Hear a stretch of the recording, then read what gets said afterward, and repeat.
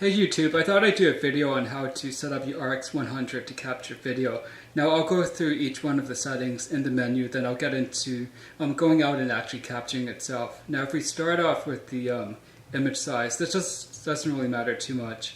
Aspect ratio, this is the aspect that you capture still photos in. And if you leave it at 16.9, this is the same ratio as video.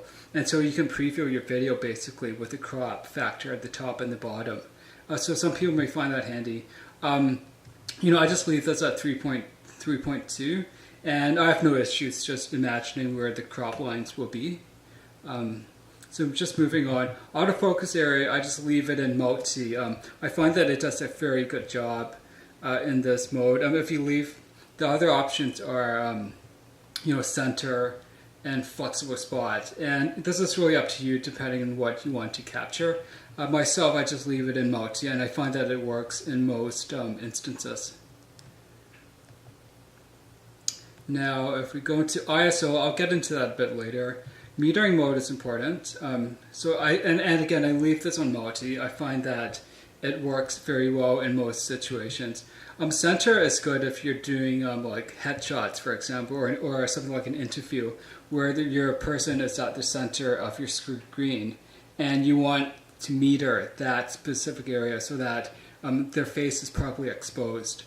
And spot metering, it's a very similar concept to that, but the spot that their camera meters is a lot smaller. And again, I just leave it in multi. I find it works in most instances. White balance is extremely important, and I'll get back to that a bit later. Picture effects are just pretty cool effects that you can apply. Keep in mind that not all of these work with video. And so if you select something like miniature mode, for example, and you press the record button up here, it's going to cancel that as soon as it starts recording because you can't enable that for whatever reason. So just keep that in mind. But these are really fun, really fun settings that you can play around with, get different cool effects for your video. So it's very similar to that. Hold on. Clear digital zoom. This only applies for video because for still photos. For some reason, you can't turn this off for video mode. For still photos, I've turned it off entirely. So these things don't matter. Steady shot is on. But again, we'll see later that there's a different steady shot setting for still image capture, and there's a different setting for movie mode. For example, this one is just basically on and off. And keep that in mind when we get back to it a bit later. So those things don't matter. File format. Your options are AVC HD and MP4.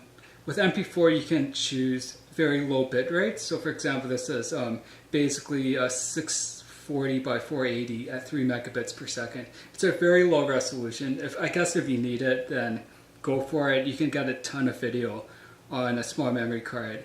And basically MP4 is a legacy format. It works very well for all computers. But I think in 2012, everyone should be shooting in AVC HD. It's a very good codec. And in this case, it allows you access to the higher bit rates. For example, 28 megabits per second, 24 and 17.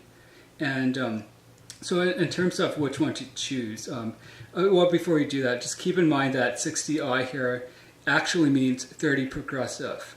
If you look at the AVC codec, 1080p 30 does not exist, and so what the camera does, it captures in 1080p 30 and it puts it into a 60i container.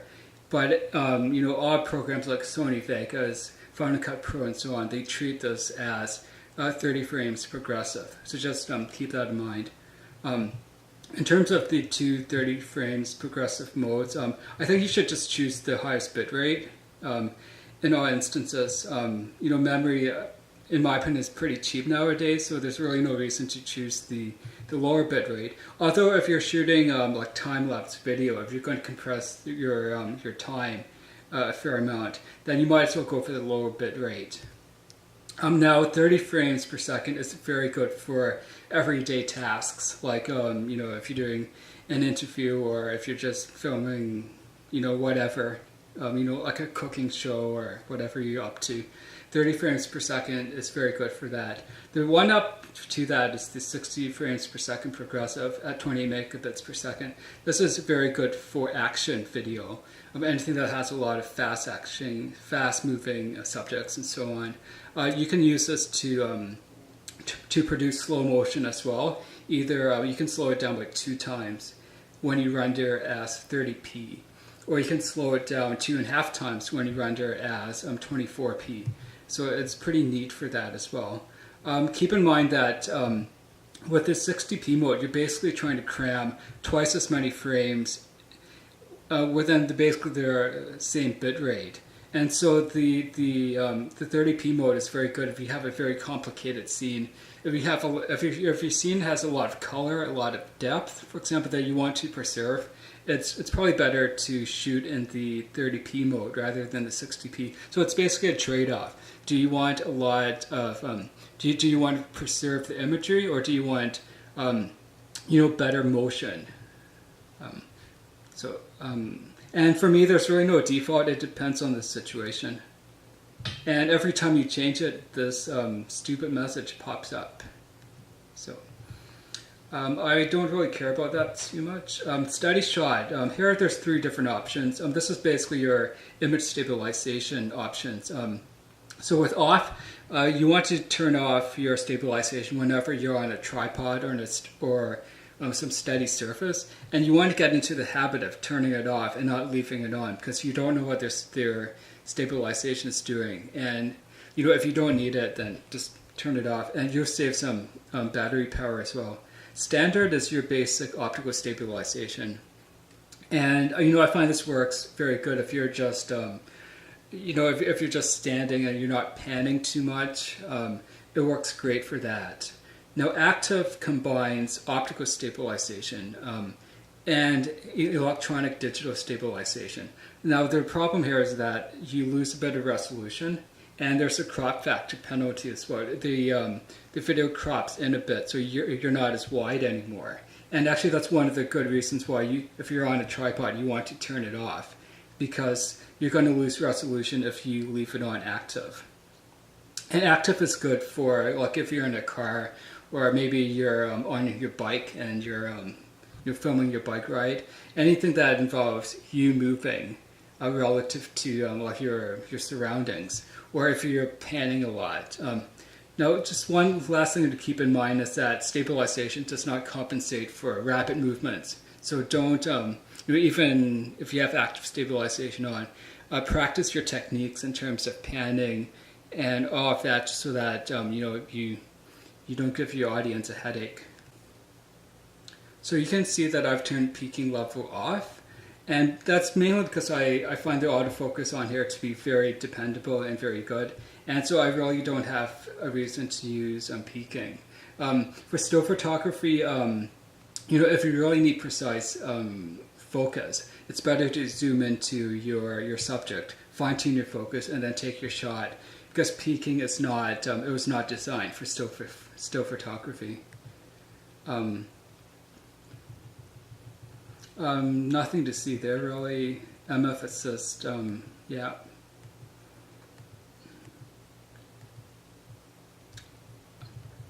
LCD brightness, I've left it to manual, and I've left it at -1. I find that the White Magic LCD is extremely bright, and it's very easy to think that you have the proper exposure, but then bring it into your computer, and you find that you've underexposed.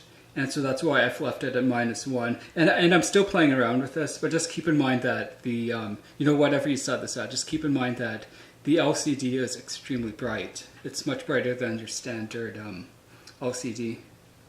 So with the RX100, the most common situation I find myself in is that I'm out and about and I'm taking photos, and I just want to take a quick video. And in that case, you can just press the video button up here, and it's going to start recording, and it's going to adopt whatever settings that you have down here. Keep in mind that not all of the settings are enabled in video mode. So for example, here I have ISO 80, and you see that when I press the record button.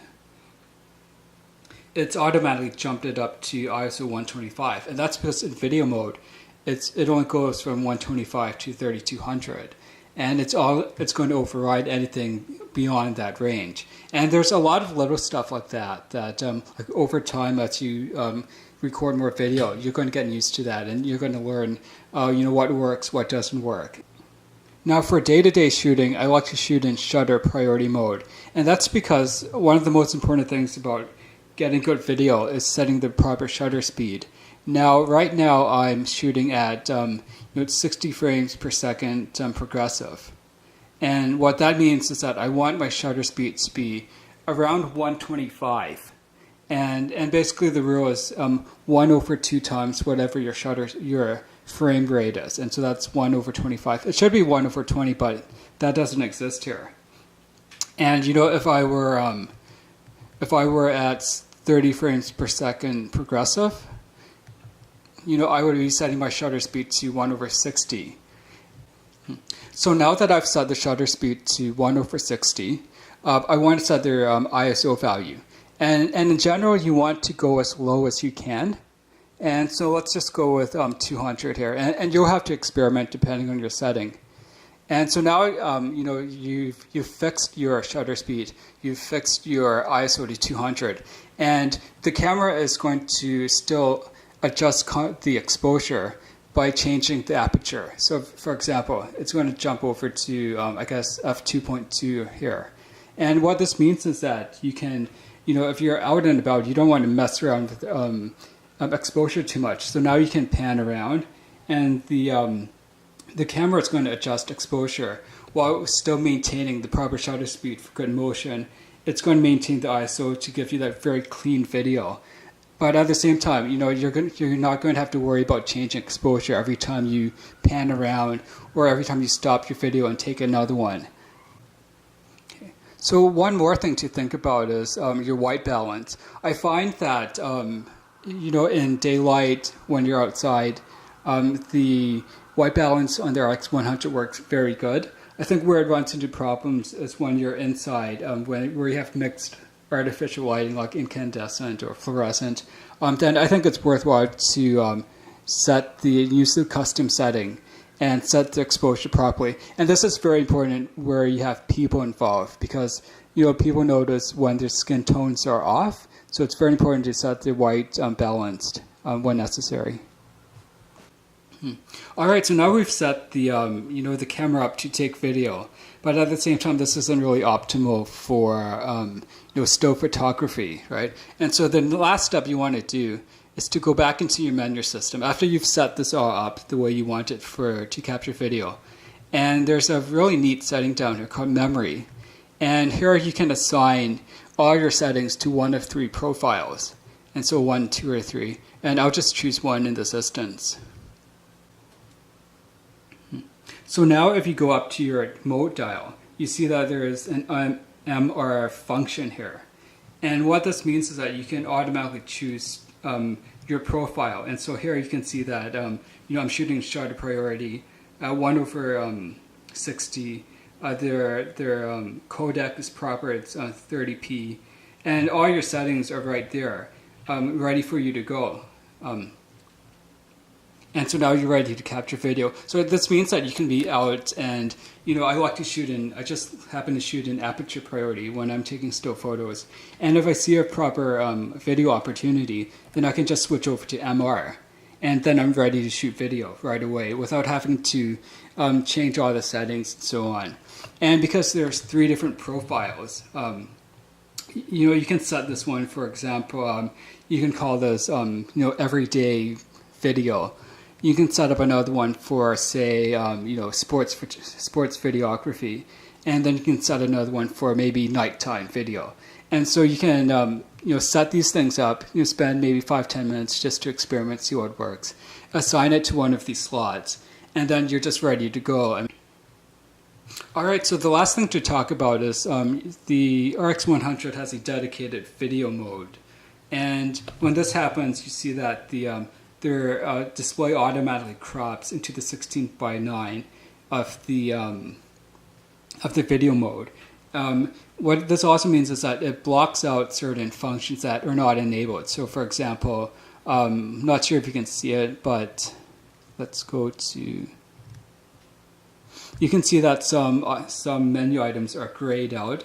And so when you go into movie mode, the camera automatically blocks out certain functions that you can't access in video mode anyways. So for one more example, if we go into ISO, it starts at 125 and it goes up to 3200. So you see that 6400, it's not even possible there. So this is another good option if you're just, if you're just out and you're only going to take video.